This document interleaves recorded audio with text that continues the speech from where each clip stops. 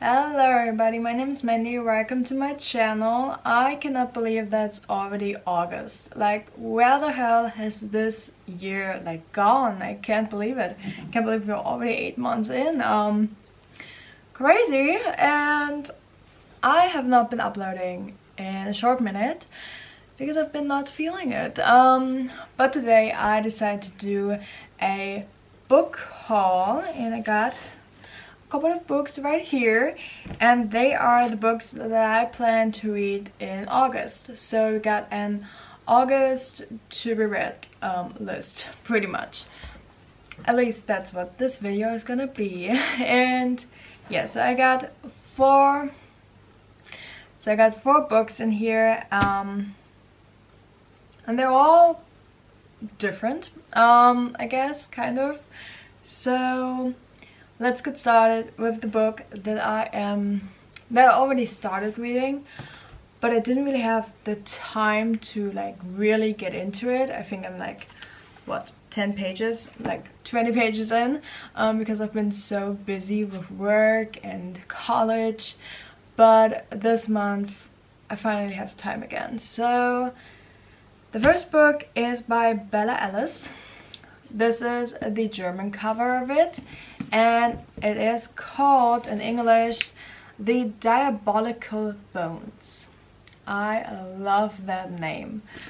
In German translated, it's called The Nameless Dead Person, pretty much. This is first of all playing in 1845, and the three main protagonists are actually Emily, Charlotte, and Anne Bronte.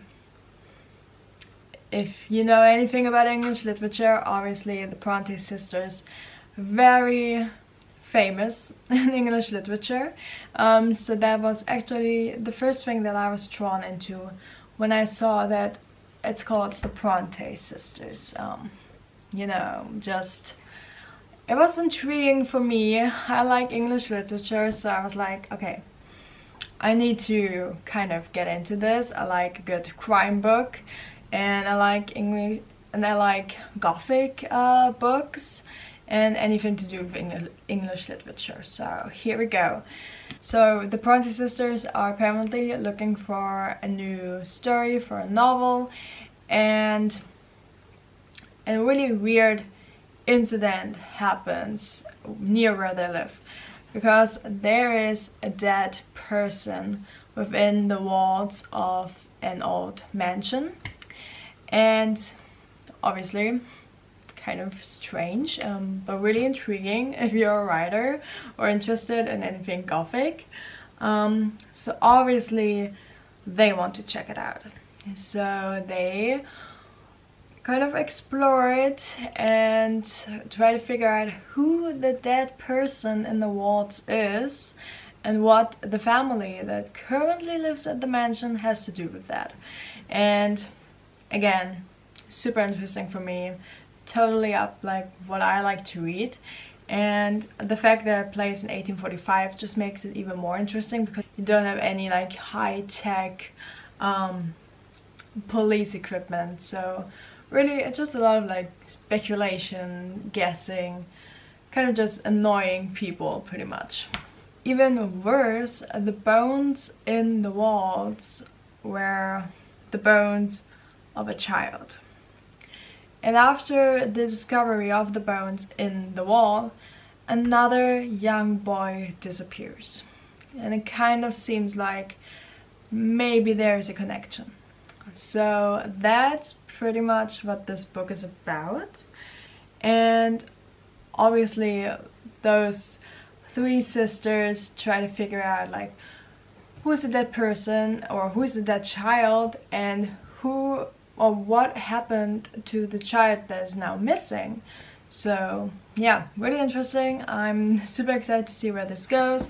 The first 20 pages were okay. The person was already discovered, and now the chase pretty much is beginning. So really interesting to see how this will continue. Next off, we have a book that I am actually reading for work to write a book review on, And this is again the German cover, and in English it is called While You Were Reading.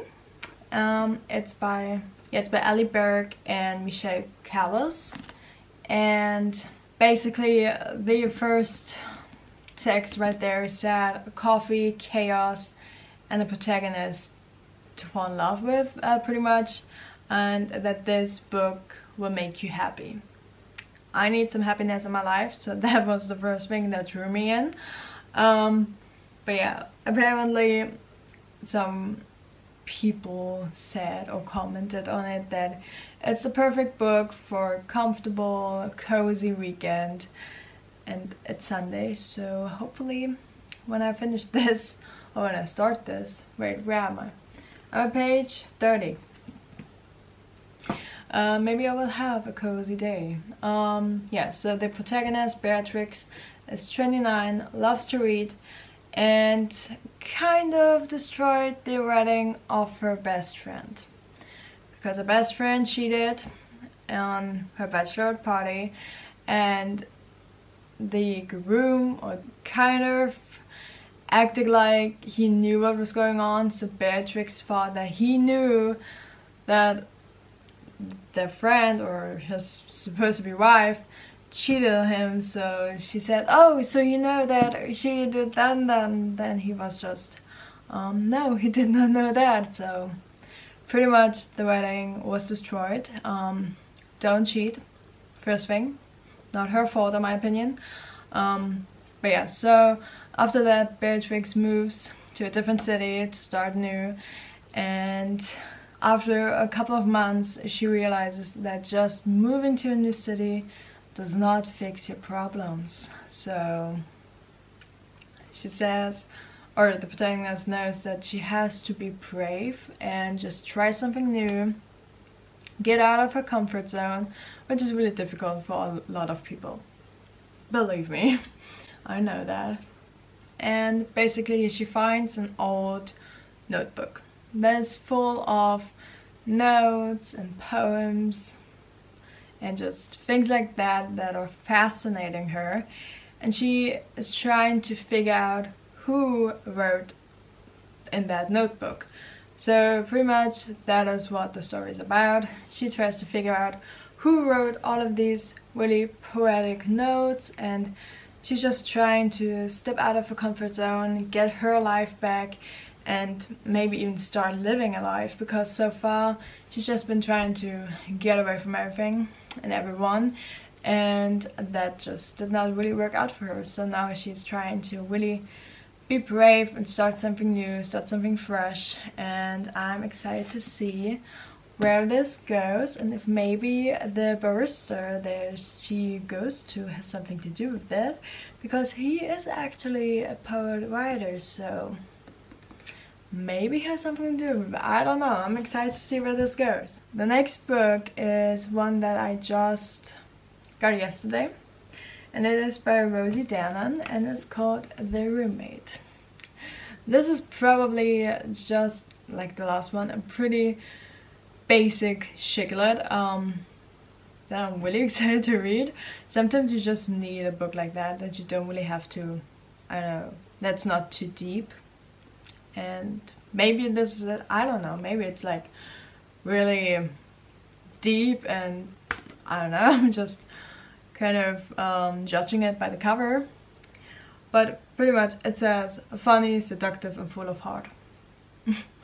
And then Temptation is just across the hall, and this is actually the English one, so don't have a German one right here. And okay, what does it says? Clara Reaton is a consumer med?